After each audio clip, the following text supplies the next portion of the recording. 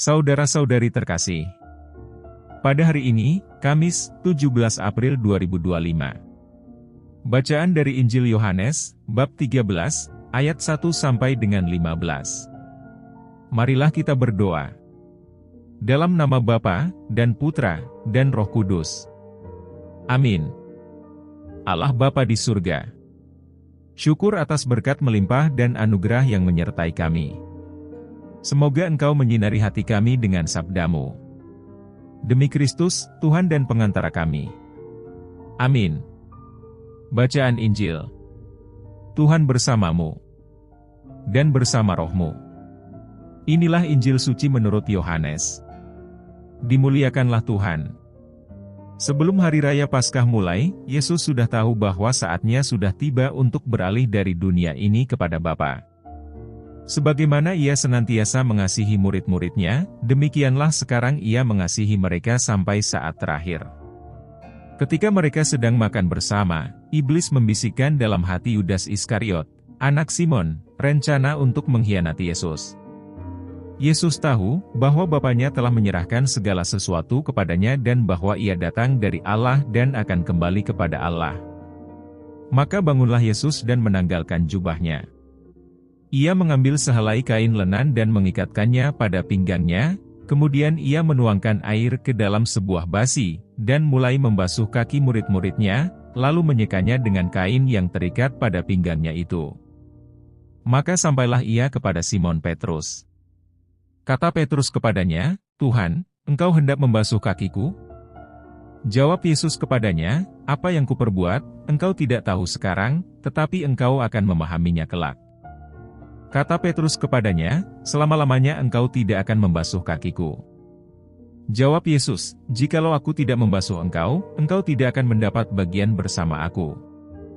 Kata Simon Petrus kepadanya, "Tuhan, jangan hanya kakiku saja, tetapi juga tangan dan kepalaku."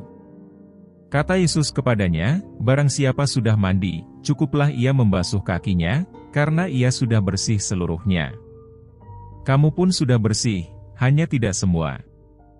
Yesus tahu siapa yang akan menyerahkan Dia, karena itu Ia berkata, "Tidak semua kamu bersih." Sesudah membasuh kaki mereka, Yesus mengenakan pakaiannya dan kembali ke tempatnya.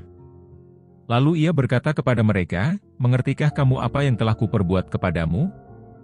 Kamu menyebut aku guru dan Tuhan, dan katamu itu tepat, sebab memang akulah guru dan Tuhan. Nah, jikalau aku, Tuhan dan gurumu, membasuh kakimu, maka kamu pun wajib saling membasuh kaki. Sebab aku telah memberikan suatu teladan kepadamu, supaya kamu juga berbuat seperti yang telah kuperbuat kepadamu." Demikianlah sabda Tuhan. Terpujilah Kristus. Renungan. Saudara-saudari terkasih, teladan Yesus dalam pembasuhan kaki adalah teladan kasih, rendah hati, dan pelayanan. Kasih itu ditunjukkan tanpa gengsi. Kasih itu mengatasi segalanya tanpa mengharapkan balasan, itulah kasih Allah yang begitu besar, sehingga memberikan tebusan dari dosa. Sehingga manusia diselamatkan. Rendah hati itu mengikis sikap superior atau menguasai orang lain. Dan pelayanan adalah tindakan yang mengutamakan orang lain dan bantuan sukarela bagi sesama. Dengan ketiga sikap itu, Yesus menunjukkan totalitas tanpa batas yang sungguh dicurahkan untuk keselamatan manusia. Apapun cobaan dan tantangannya, Yesus tetap menjalani penderitaannya yang luar biasa. Solidaritas yang tidak mudah dilakukan oleh banyak orang karena membutuhkan pengorbanan diri. Ketika melihat demikian, apakah kita sungguh bersyukur pada Yesus, ataukah kita tidak peduli padanya?